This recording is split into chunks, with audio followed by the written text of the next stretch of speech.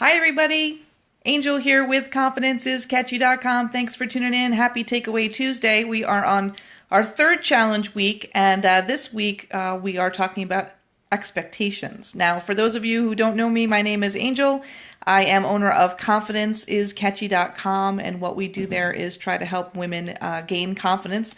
And this confidence challenge that you might be seeing live streaming on Facebook or on YouTube in our edits after the fact is basically a 12-week program sponsored by local businesses that allow us to work outside of our comfort zone just a little bit and learn as we go together as a group. And I'm so thankful for all of you that are here. If you're seeing us in live stream, go ahead and tell us where you're from. Give us little hearts and flowers and all of that stuff down at the bottom, and comment. We'd love to see that as we're live streaming.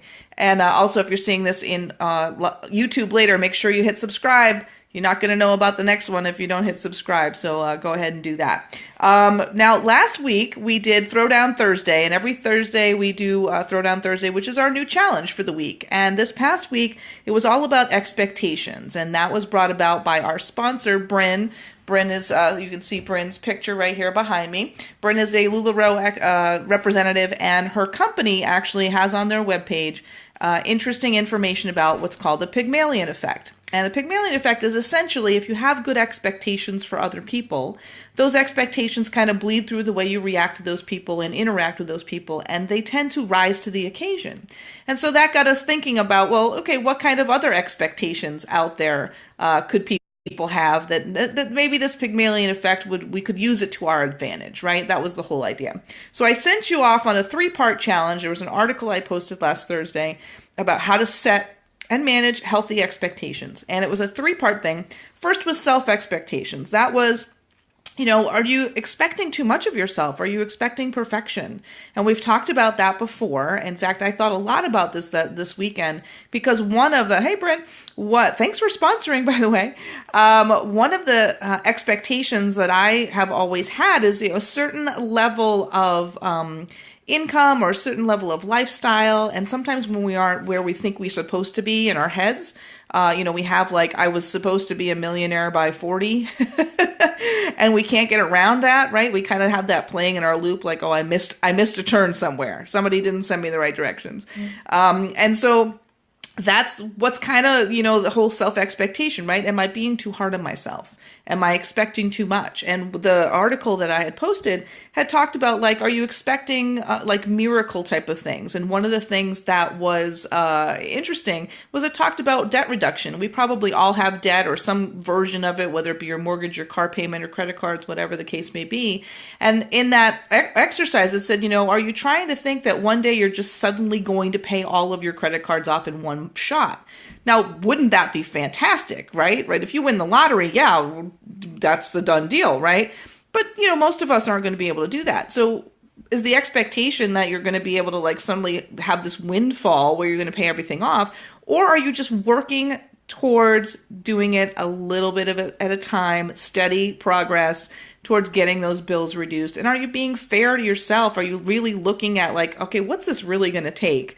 And then setting those expectations, can I even do that? And so I had told you last Thursday that I'm never going to ask you to do a challenge that I wouldn't do. And so I actually did that last week before I even posted the challenge. I sat down with all my credit card bills and figured out how much do I actually have to come up with every month to get this paid off before all these interest rates kick in, right? Because I have a lot of stuff on credit that's 6 months interest free or 12 months interest free, that type of stuff. And so I was okay, what do I really need to do? And, I sat there and I was okay, well, it's a stretch, right? I'm going to have to cut back a little bit. But my expectation, what I had in my head was oh my God, I'm never going to be able to pull it off, right? That's what I was kind of expecting. And that's the Gollum effect. What you think isn't going to happen, you make it not happen because the negative expectation works the same way as the positive expectation. So when I actually sat down and looked at it, I was oh, I actually think I might be able to do this within a year, 2 years, and have it paid off as long as I don't go crazy racking up new stuff, right? And so I kind of left doing that exercise feeling a little bit better about it, feeling my expectation that, having it paid off before those interest rates kick in, unless there's some huge calamity, knock on wood, that it's probably going to be able to be happening. So that was kind of a good thing for me, right? And that was part of my takeaway Tuesday. It was just like to really get real about that and look at it and be like, okay, that's scary and ugly, but it's not as scary and ugly as my mind thought it was. So that was a really good thing for me. Now, one of the other steps was expectations of others.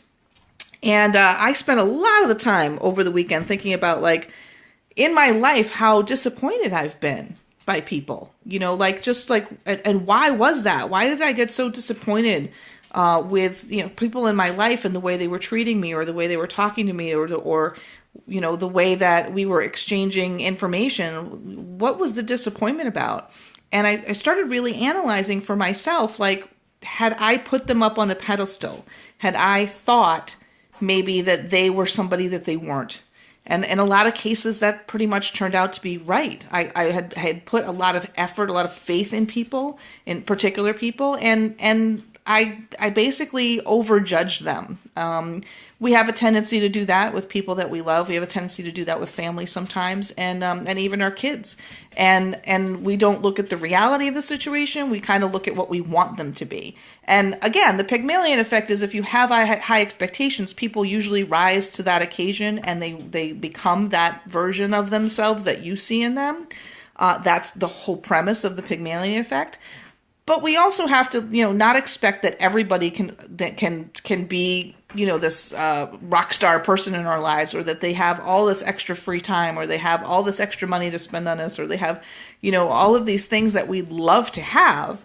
Our expectations do need to be realistic. So it's basically what I did all weekend was just kind of balance, like, okay, the people that I felt disappointed in, what was I expecting from them that might not have been a realistic expectation, and just try to get real with myself about that and put that back on me. And then in the article, it said, and every time you're in that situation, just think about, like, how can you refocus on what you are doing? Not so much what they're doing. Are they doing it right? Are they doing it the way you expected? But, like, what are you bringing to the table? Basically, look in the mirror is really what it's all about. And so I did a lot of that this weekend. I hope that you did too. The last one was expectations of events. And I'm going to go a step further and says expectations of milestones. This kind of goes back to a little bit about, like, I wish I was a millionaire at 40, right? A lot of times we do things and we think, when I get there, I'm going to have made it. That's going to fix everything. Like, if I do this one thing, then, like, everything else is going to cascade into perfection, right? Everything else is just going to, like, magically get better. Okay, so let's get real with that for a minute. Yes, many things get better. I will just use recently, I took a different job. Many things have gotten better from that different job. Has everything gotten better? Has every single aspect of my life become, like, just picture perfect because I did that one thing? No. And so, disappointment comes from, like, having this huge high expectation, and then, like, the reality kicks in, right? Like, oh, okay, maybe this isn't going to solve, world peace. It's only going to solve this aspect of it, and maybe I still need to do these other things over here to get to that world peace situation. So my takeaways really were, just that to be realistic as well as have positive expectations. So it's kind of like a blend of the two. It's not one or the other. It's not like I'm going to have an expectation of winning the lottery tomorrow, but it's an expectation that good things are coming to me, that money is coming to me in ways that I don't understand. It might not be $1 million, but wouldn't it be nice to get a $200 check in the mail you weren't expecting? That wouldn't be too bad, right? So just being open to the universe sending you things in ways that you don't always understand is probably a lot of how to manage those expectations. Last but not least, the one thing I wanted to say about expectation versus destination on that milestones or events thing, one of the things that I have always thought of is, like, if it requires a car or a plane or a train to get there, that's a destination. It shouldn't necessarily be an expectation, right? Because, that's not really the same thing. Just because you go to Cape Cod for the weekend doesn't mean you're going to have a great time.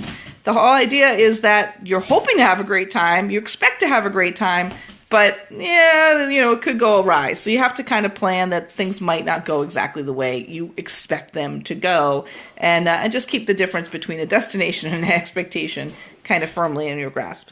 Now, of course, today I wanted to hear about what your takeaways were. That's what this is all about. So if you have some things that you thought of over the weekend as you looked at this challenge, definitely comment below. And if you have not yet invited your friends, please share the YouTube link when that goes up in about half an hour or so, and invite them to the group. This group is free thanks to our sponsors, people just like Bryn, LuLaRoe representative that has helped us keep this program free for the last 3-4 weeks. And we have some sponsors lining up to keep the rest of the program free. Although, I have one spot coming up that is not accounted for yet. So if you're thinking about it, now would be a good time to tell me. So anyway, I will see you on Thursday with our next challenge. And don't forget to subscribe to YouTube, like and share, and invite your friends on this journey with us. I'll talk to you soon. Bye, guys.